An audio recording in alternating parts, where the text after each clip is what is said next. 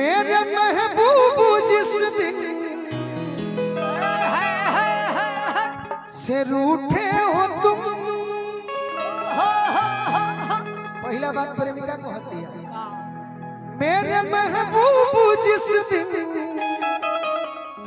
से रूठे हो तुम,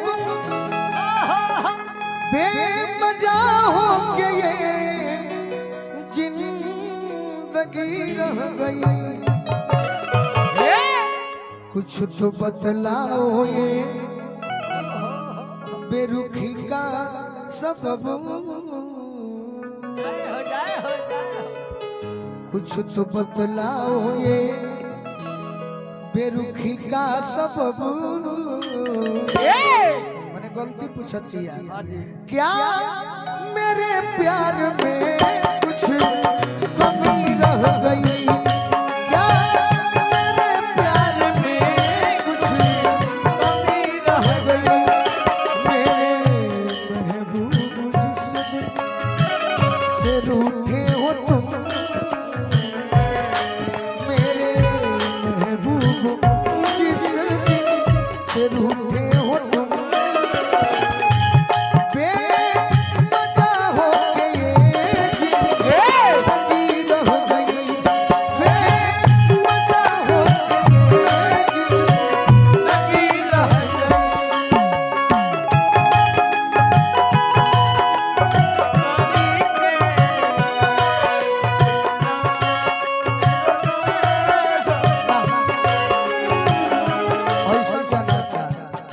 ऐसा न जाना बुझाता जिंदगी इम्तिहान लेती है, जिंदगी इम्तिहान लेती है।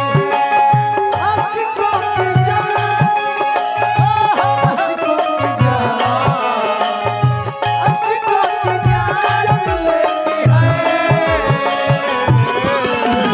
जिंदगी इम्तिहान लेती है।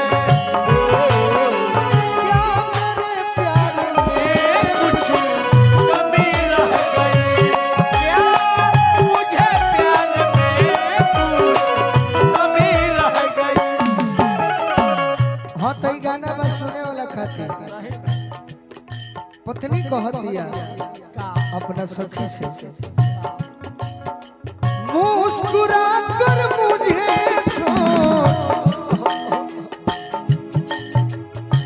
कर चल दिए, उनकी सूरत को मैं देखती रह गई।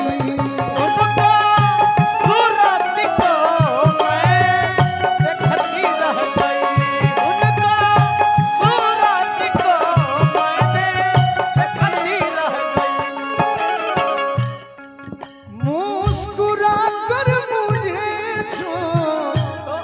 कर चल दिए।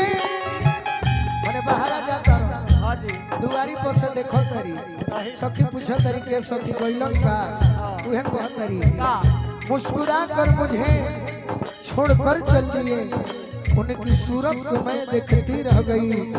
अफसोस बस इतना है, चार बतिया भी साजन से कर न सकी, चार बतिया भी साजन से कर न सकी।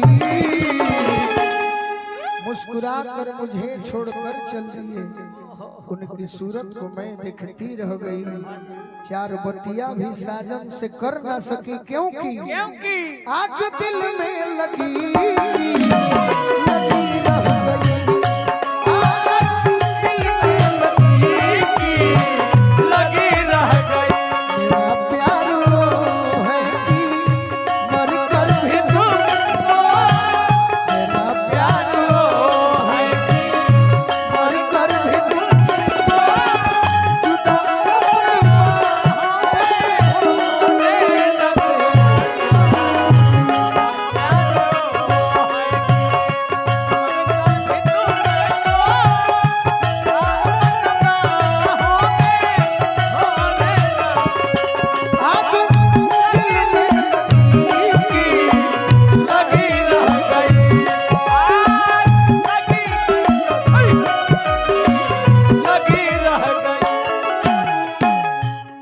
देखिए एक दोस्त जब किसी से दोस्ती करता है, दोस्ती कैसा चीज है मंगल बाबा?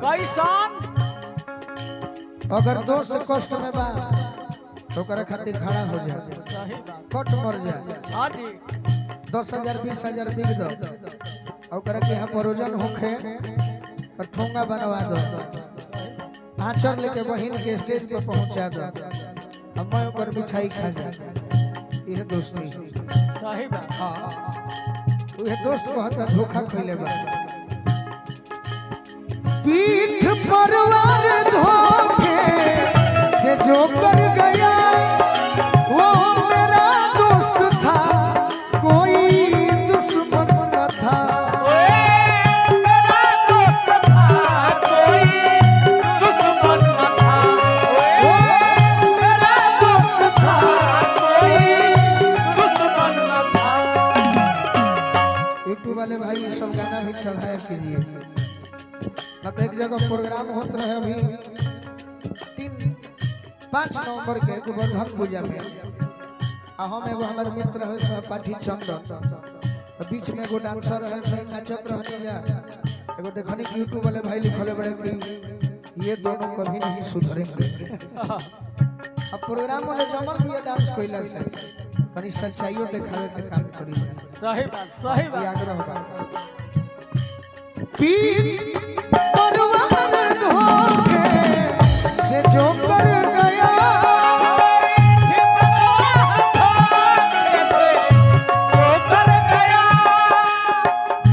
सोनिया साउंड शुरू में तो बुझाई लगे भैया जान बुझ के गलती करे करे का, बाकी हमरे खुद अनुभव भइल है कि हमार आवाज और साथ देही ना, ताकि साउंड के जोड़ा नहीं थे। ये साउंड पर हम करीब 20 हला गौले बने। आज गुरु महाराज जी बालक बाबा के कृपा, भीरगु बाबा के कृपा और साक्षात सरस्वती के कृपा, 10 दिसंबर तक लगातार गावे के बकावा जे कहीं प्रतिष्ठा पाइली है ना, कबो ना सोनू भैया गलती ना। कोई कैसे किसी पर भरोसा करे, कोई कैसे किसी पर भरोसा करे, क्योंकि आजकल नाम की दोस्ती रह गई, आजकल नाम की दोस्ती रह गई। कोई कैसे किसी पर भरोसा